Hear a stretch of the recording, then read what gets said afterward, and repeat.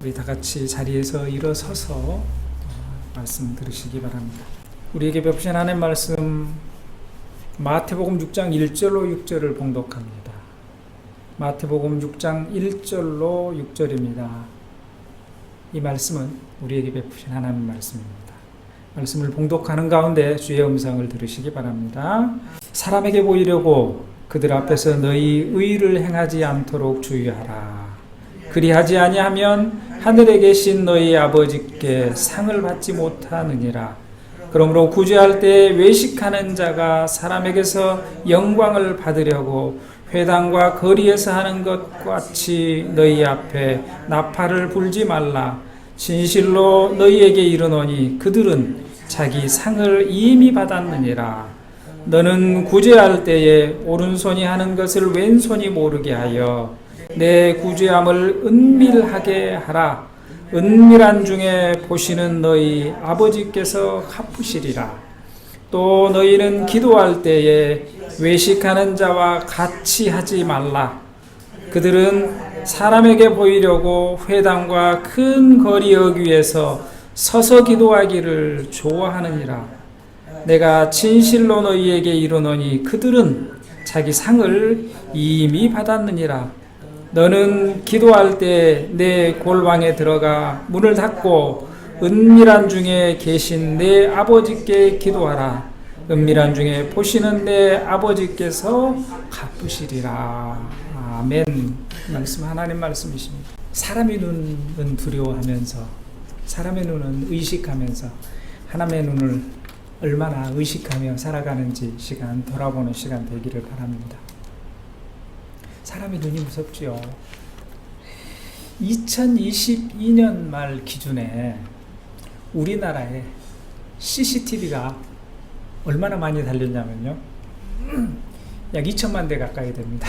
1960만 대. 어마어마하게 많죠. 공공기관에서, 지자체나 정부 공공기관에서 설치한 CCTV가 161만 대라고 하는데요. 좋은 데 쓰이겠죠. 그렇지만 소위 이 시대에는 그 인공지능이, 컴퓨터가 너무너무 많이 발전하고 인공지능까지 이렇게 굉장히 빠른 속도로 발전함에 따라서 이 CCTV가 할 수 있는 일이 어마어마하게 많습니다. 화질도 좋아지고요. 정말 널리 감시해서 우리가 진짜 숨을 곳이 없는 것 같아요. 카메라 앞에서 벗어나기가 어려운 상황인 것 같습니다. 심지어는 그 인공지능하고 연결이 되어가지고 얼굴을 인식한다고 합니다. 안면 인식 기능 있죠? 그뿐입니까? 행동 패턴을 분석을 해서 여러 사람들 중에 조금 이렇게 수상하게 행동하는 사람, 그냥 카메라 눈만 보는 게 아니라 그 카메라하고 연결된 컴퓨터가 이 사람이 무슨 짓을 할지를 예측한다고 하는 거죠. 자연의 여러 가지 변화 상황을 감지해서 재난이나 혹은 이상지구를 사람들에게 알려주기도 하는 일들을 한다고 하죠. 이렇게 좋은 역할을 하기도 하고요. 공공 부분에 있어서는 그렇겠죠. 그렇지 않은 부분도 있을 것이고요.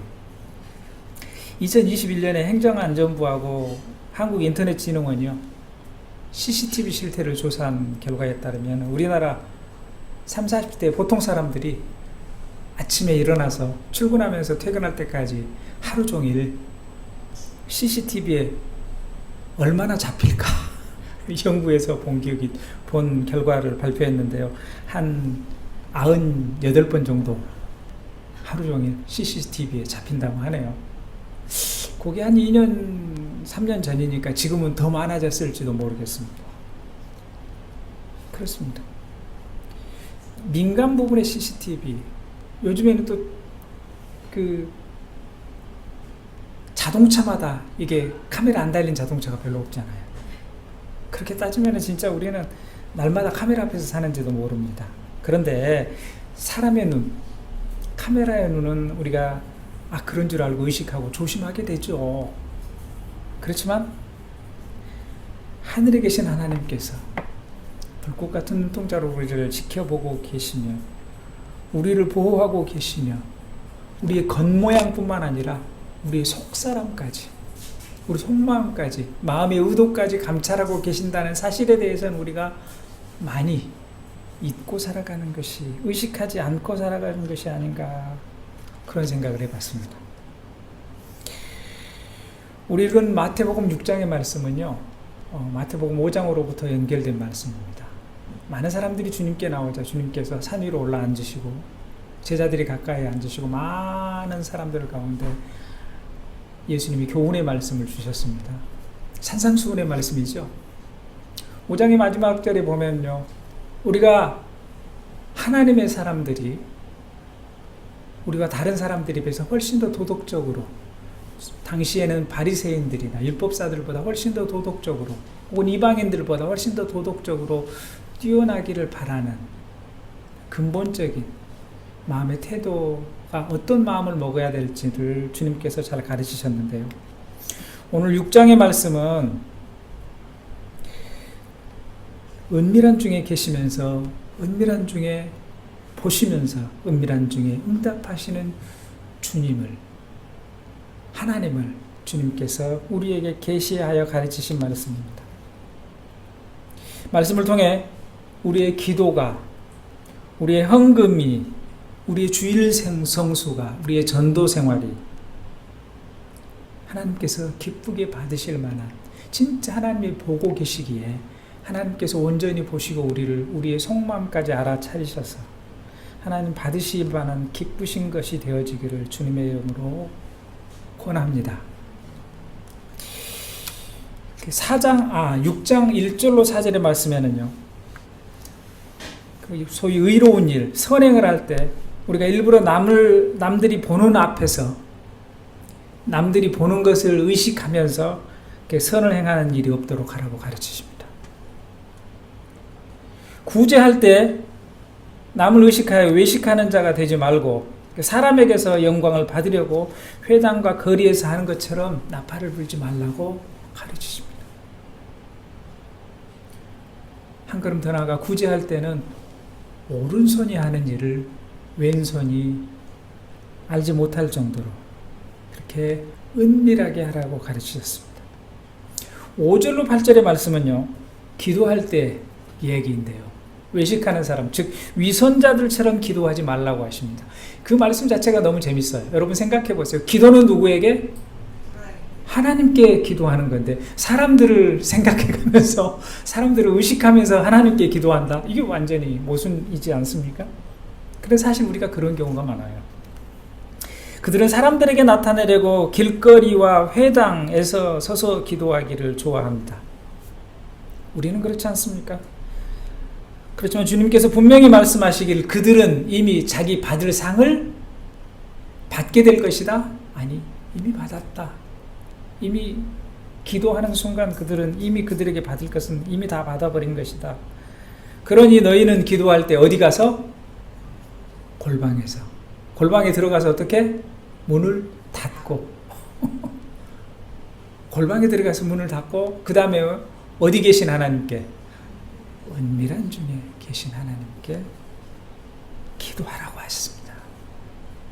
그러면 아주 은밀히 보시는, 은밀히 계시며 은밀히 보시는 아버지께서 갚으시겠다고 가르치셨습니다.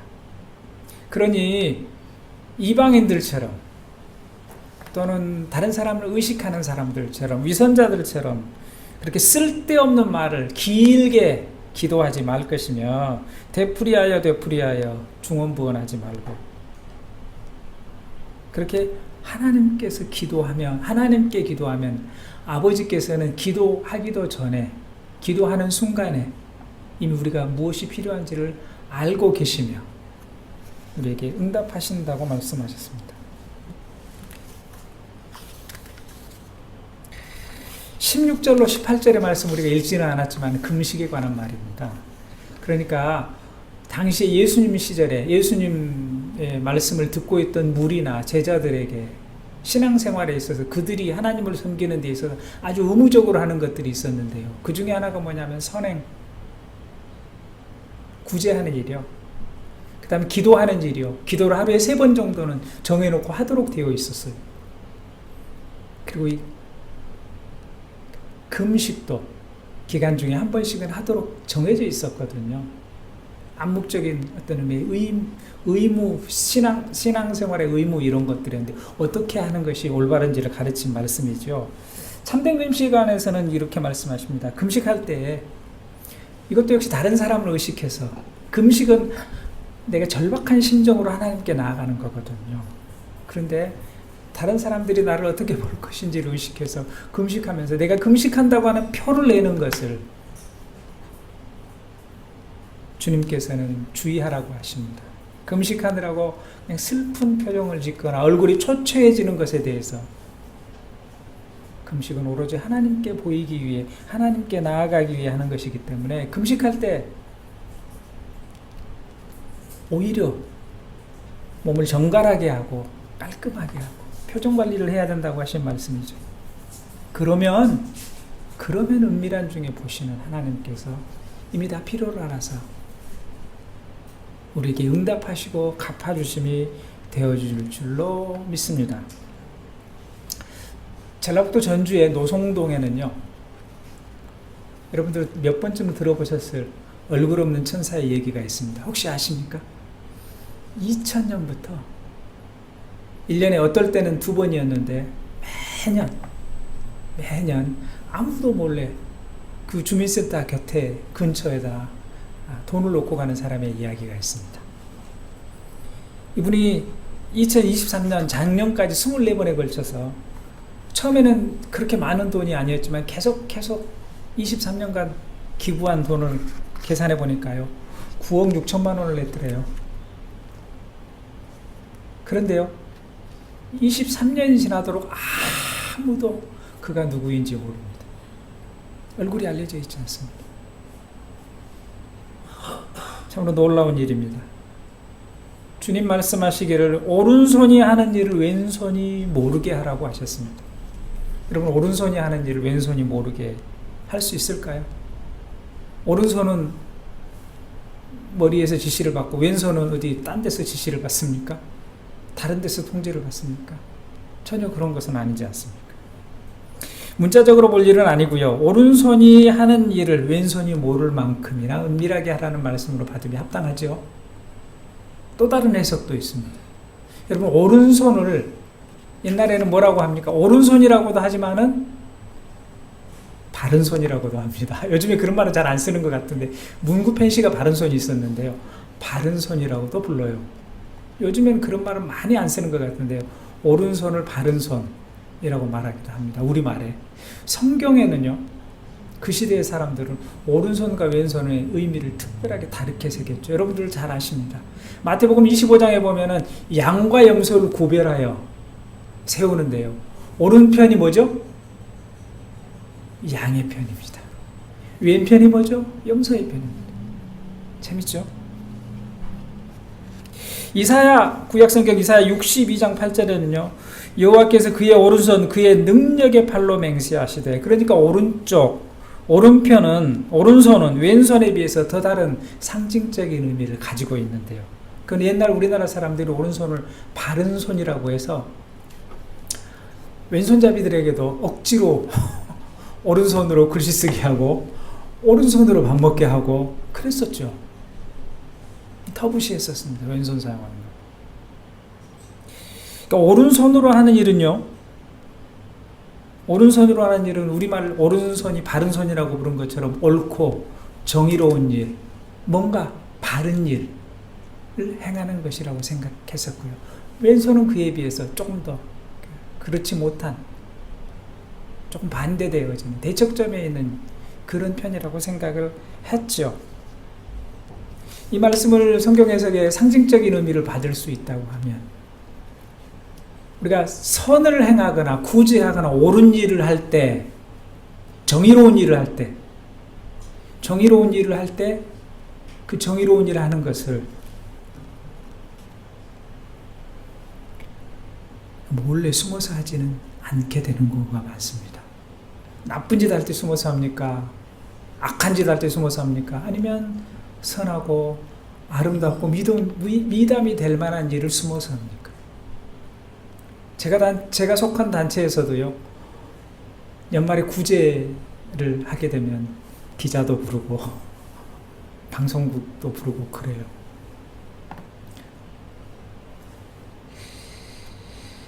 정의롭고 올바른 일을 할 때 그때 왼손이 모르게 할 만큼이나 은밀하게 하라고 하시는 가르침에 큰 의미가 있다고 생각합니다. 요즘 이러저런 이유로 교회가 많이 비난을 받습니다. 그렇죠? 예수 믿는 사람들이 공격을 받기도 합니다. 그래서 전도의 길이 영 막히고 어렵다고 하죠. 그래서 교회에 조금 선한 일, 교회가 잘하고 있는 일을 홍보했으면 좋겠다고 생각하는 사람들이 많습니다. 그럴 수도 있다고 생각합니다.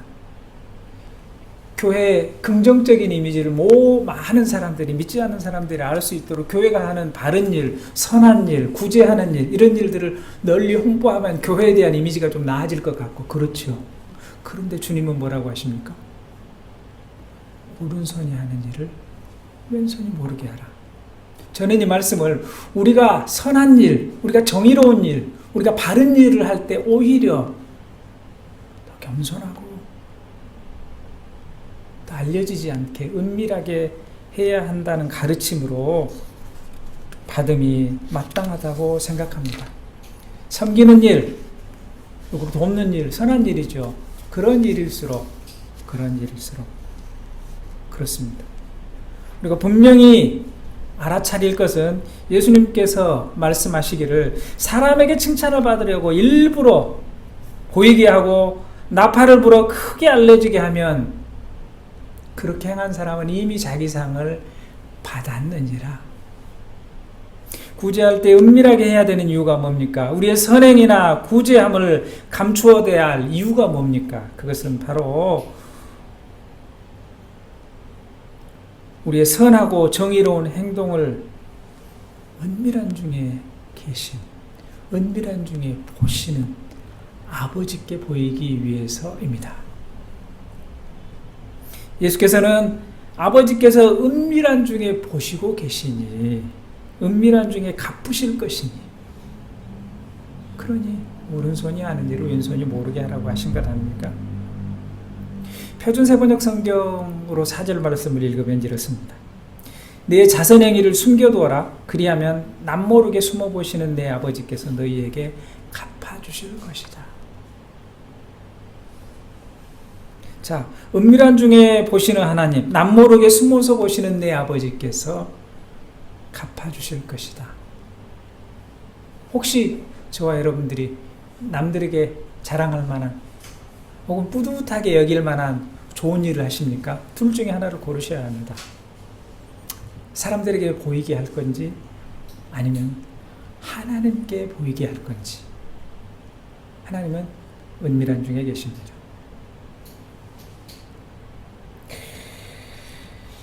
유대인들은요, 하루에 3번 정한 시간에 기도를 했다고 합니다. 아침에 9시에, 정오에, 오후 3시에 기도했다고 하죠. 구약성경 다니엘서에 보면 다니엘도 하루에 3번 기도를 했는데요. 정한 시간에 기도했는데 다니엘서 6장 10절의 말씀을 한번 보면 좋습니다. 제가 읽어드릴 테니 한번 들어보십시오. 다니엘이 이 조서에 왕의 도장이 찍힌 것을 알고서도 자기 집에 돌아가서는 윗방에 올라가 예루살렘으로 향한 창문을 열고 전에 하던 대로 하루 3번씩 무릎을 꿇고 기도하며 그의 하나님께 감사하였더라. 아멘.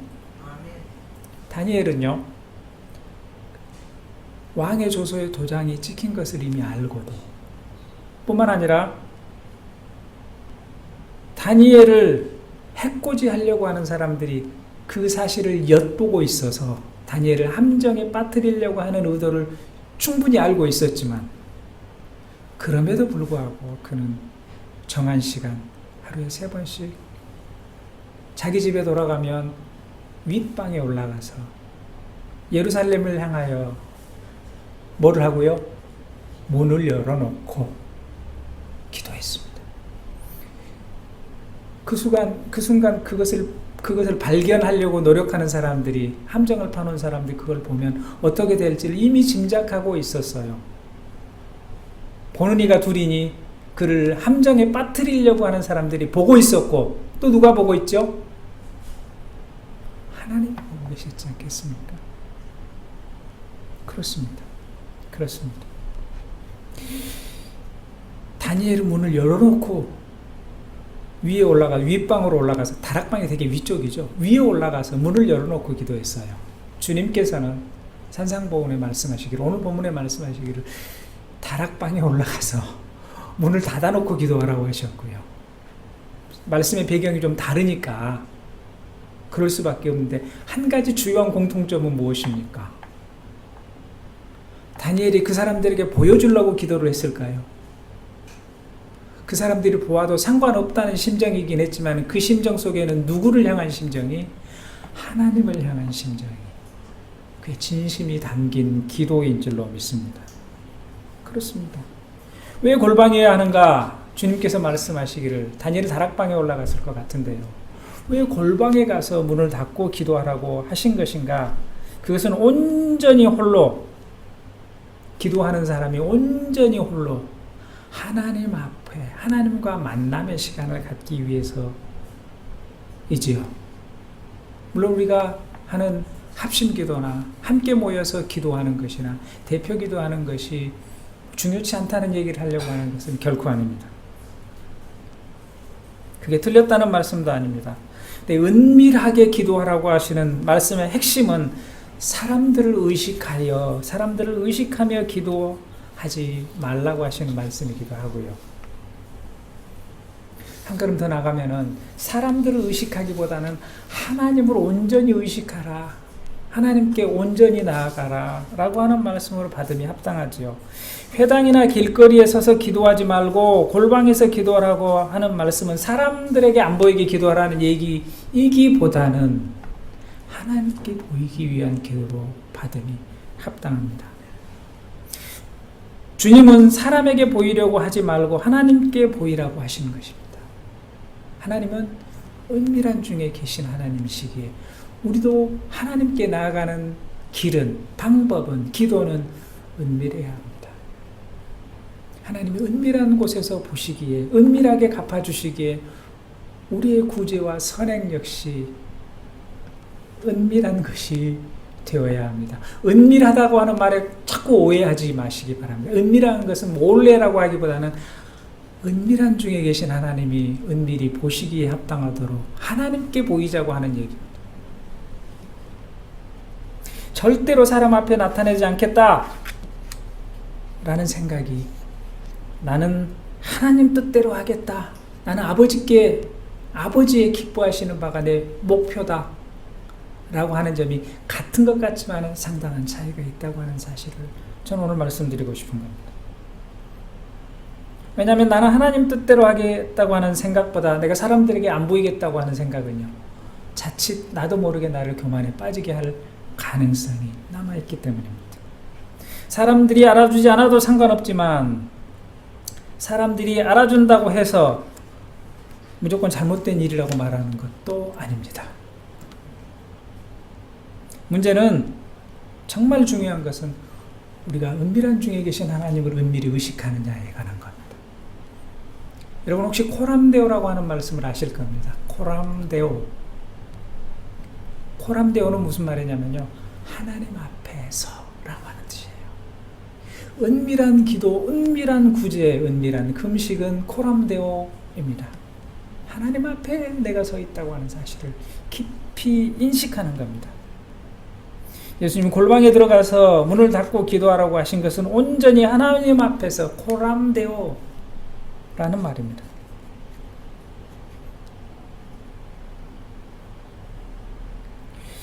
근데 많은 사람들이, 아니 우리들이 하나님을 의식하기보다는 사람만을 의식한 채 일하거나 말하는 경우가 얼마나 많은지요.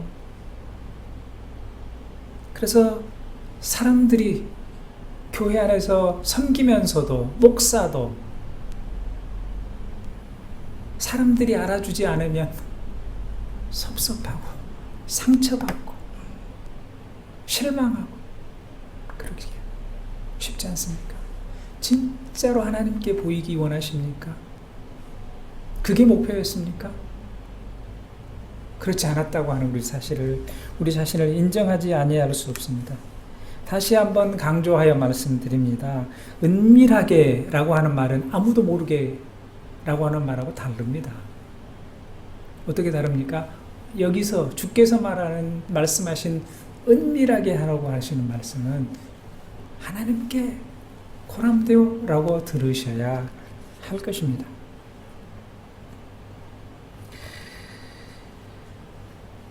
우리들은 사람들의 눈에 보이는 것에, 사람들의 평가에, 사람들의 인정에 목말라 우리 자신을 자기도 모르게 은연중에 좀 세련된 방법으로 아닌 것처럼 하면서 드러내고 싶어 하는 것이 사실입니다. 우리가 궁극적으로 추구해야 될 은밀하게 사는 삶은 주님과 동행하며 주님의 뜻에 따라 사는 것인 줄로 믿습니다. 그렇습니다. 나를 드러내지 않는 것보다 그리스도가 드러나는 것이, 하나님이 드러나는 것이 중요한 것 아니겠습니까? 은밀히 보시는 하나님, 은밀히 보시는 하나님, 그 하나님이 느껴지시고 보여지십니까? 은밀히 갚으시는 하나님을 믿으십니까? 은밀히 갚으시는 하나님의 갚음을 경험하셨습니까? 아무도 알아주지 않아. 그래도 내가 마음의 상처를 전혀 입지 않고 그럴 만큼 내가 하나님을 진지하게 의식하고 계십니까? 상처받지 않습니까? 사모님 열심히 수고하고 섬기시는데 몰라줘도 상처받지 않으십니까? 권사님 안 그러십니까? 저 같으면 상처받는 거 솔직하게 그럴 때들 여러 번 있습니다. 그거는 우리가 하나님을 그만큼 깊이 인식하지 않고 있다고 받아들이고 알아차려야 되는 것 아니겠습니까? 기도할 때도, 봉사할 때도, 남들을 섬길 때도, 사람을 대할 때도 은밀하게 갚으시는 하나님을 순간순간 고람되어 하나님 앞에서 하나님께서 보시는 것을 의식하면서 그렇게 신앙생활 해갑시다. 은밀하게 계십니다. 하나님은 은밀한 중에 보십니다. 은밀하게 갚아주십니다. 4절에 구제함을 은밀하게 하라. 은밀한 중에 보시는 내 아버지께서 갚으시리라. 6절에 은밀한 중에 계신 내 아버지께 기도하라. 은밀한 중에 보시는 내 아버지께서 갚으시리라. 은밀한 중에 계십니다. 하나님은. 우리가 경험한 하나님 대부분 은밀한 중에 계십니다. 6절의 말씀에 대해서 다른 표현 있어요. 너희는 기도할 때 골방에 들어가 문을 닫고 숨어 계시는 내 아버지께 기도하여라. 그리하면 숨어서 보시는 너희 아버지께서 갚아주실 것이다. 어쩌면 하나님은 숨어 계시는 분이십니다. 하나님은 숨어 계시는 분이세요. 숨어서 보시는 아버지라고 하는 그 표현이 어쩜 이렇게 마음을 와닿습니까? 공동번역은 보이지 않는 내 아버지께 기도하라 하셨고요. 아까 표준세 번역은 숨어 계시는 이라고 표현되어져 있는데요. 현대인의 성경에서는요, 보이지 않는 데 계시는 내 아버지께 기도하여라. 하나님 아버지는요, 보이지 않게 숨어 계시는 분일 때가 많아요. 때로는 우리가 인류가 가뭄과 전염병과 대기근과 대재앙과 개인적인 어려움에 빠져 있을 때 하나님이 계시지 않은 것처럼, 하나님 보시지 않는 것처럼 느껴질 때도 있습니다. 구약 성경의 욥은요, 엄청난 재앙을 만난 다음에 하나님이 어디 계시냐고 절규합니다. 욥기 23장의 8절로 9절에 내가 앞으로 가도 그가 계시지 아니하고 뒤로 가도 보이지 아니하며 왼쪽에서 일하시나 내가 만날 수 없고 그가 오른쪽으로 돌이키시나 뵐 수 없구나. 하나님을 오른쪽에서 왼쪽에서 앞에서 뒤에서 찾으려고 만나 뵈려고 했으니까 보이지 아니한다는 말을 했는데요. 그렇습니다. 마틴 루터도 그런 말을 했어요. 하나님의 속성 중에 양면성이 있는데 하나님을 통해서 우리가 예수님이 하나님을 보여주십니다. 예수님을 통해서 우리가 하나님을 볼 수 있어요. 그렇기도 하지만 그걸 뭐라고 하냐면 신학적인 용어로는 계시라고 해요. 하나님은 자기를 나타내 보여주시는 하나님이에요. 성경의 말씀을 통해 하나님이 어떤 분인지를 우리에게 나타내 보여주세요. 그렇기도 하지만 오늘 마태복음 말씀처럼 하나님은 자꾸 숨어 계십니다. 은밀한 중에 계십니다. 우리가 정말로 하나님을 필요로 한다고 여겨질 때 하나님 잘 보이지 않는 것 같아 속상할 때도 있습니다. 그렇지만요, 루터의 말처럼 우리가 쉽게 이해되어지지 않지만 아무리 극심한 고통과 어려움 겪으며 세상 돌아가는 일들이 내게 절망적일지라도, 그렇게 보일지라도 우리가 믿음을 포기하지 말 것은, 끝까지 견디는 자는 구원을 받을 것이며 하나님이 숨어 계시지만 보시지 않는 것은 아니기 때문입니다. 여러분 생각해 보세요. 상식적으로 큰 것이 작은 것을 뒤에 숨은다고 해서 숨겨지겠습니까? 하나님이 큽니까? 세상이 큽니까? 그렇죠. 주님처럼 크고 위대하신 분이 숨을 곳이 어디가 있겠습니까? 주님보다 더 큰 것이 있어야 그 뒤에 숨을 수 있는 것 아닐까요? 그렇지만은 주님은 숨어 계십니다. 숨어 계시기도 하고 또 한쪽 측면에서는 하나님을 알아차리고 볼 수 있는 눈이 우리에게 없거나 그런 시각이 없거나 혹은 우리 눈이 그것을 하나님을 알아차리지 못하도록 우리 눈이 가려져 있기 때문이기도 합니다. 여러분, 때로 우리는 절망이, 때로는 우리는 두려움이, 때로는 큰 슬픔이 눈에 가리워 우리를 향하여 보고 계시는 하나님을 알아차리지 못하는 경우가 참 많습니다. 우리의 욕심에 눈이 가려서 우리의 눈앞의 것들에 가리워서 그 너머에 계신 큰 하나님을, 우리를 향하여 손 내밀고 계시는 주님을 보지 못하는 경우가 있다고 하면 참으로 안타깝습니다. 이사야 45장 15절에 구원자 이스라엘의 하나님이여 진실로 주는 스스로 숨어 계시는 하나님이시니이다. 분명 주님은 배후에서 일하시는 하나님, 이스라엘의 하나님, 구원자 하나님이십니다. 우리의 소원대로 실체를 가지고 우리 눈앞에 나타나지 않는 경우가 많지만, 하나님이 보이지 않지만, 그러나 그가 우리를 사랑하시며 우리에게 갚으실 줄로 알아 끝까지 믿음으로 인내하실 수 있기를 바랍니다. 은밀한 중에 계시며 은밀히 보시며 하나님께만 집중하여 나아가는 저와 여러분들이 되시기 바랍니다. 지금 은밀하게 보고 계시는 아버지께서 갚으시는 기도와 선행과 금식이 되어 주께서 기뻐 받으시며 갚으심이 되어짐을 날마다 경험합시다. 코람되어 다 같이 기도하겠습니다. 하나님 우리 아버지, 우리의 어리석음이 하나님을 다 알아차리지 못하는 경우가 많습니다. 우리의 경험으로 하나님을 예단치 않게 하여 주시옵소서. 그저 우리가 하나님께 나아가는 길은 온 마음의 간절함과 하나님께만 보이고자 하는 정성인 줄로 믿사오니 은밀한 중에 보시는, 들으시는, 아시는, 갚으시는 주님을 만나게 하시옵소서. 주 예수 그리스도의 이름으로 기도합니다. 아멘.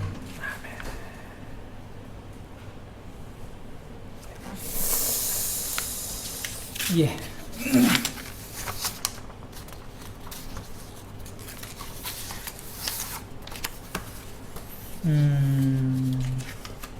우리 이제 다 같이 일어서서 위탁의 말씀 나누고 축도하고 마치는가요? 네. 다 같이 일어서 주시기 바랍니다. 이제 예배를 마치는 예식을 하겠습니다. 사랑하는 교우 여러분, 주님은 우리에게 말씀하십니다. 너희는 그 은혜에 의하여 믿음으로 말미암아 구원을 받았으니 이것은 너희에게 난 것이 아니요 하나님의 선물이라. 우리가 받은 하나님의 풍성한 은혜의 선물을 우리 주변에 있는 많은 사람들에게 나누어주는 복된 한 주간이 되어주시기를 바랍니다. 아멘. 기도하겠습니다.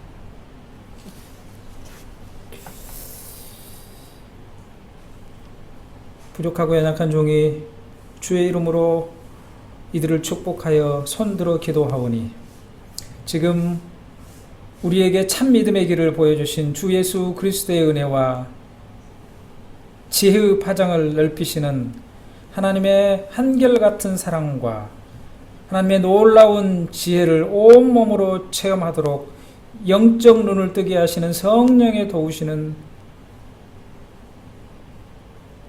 그 은혜가, 그 에너지가 믿음과 지혜를 가지고 가정으로 사회로 일터로 나가는 모든 성도들 머리 위에, 가정 위에, 교회 위에 늘 함께 하시기를 축원하옵나이다. 아멘.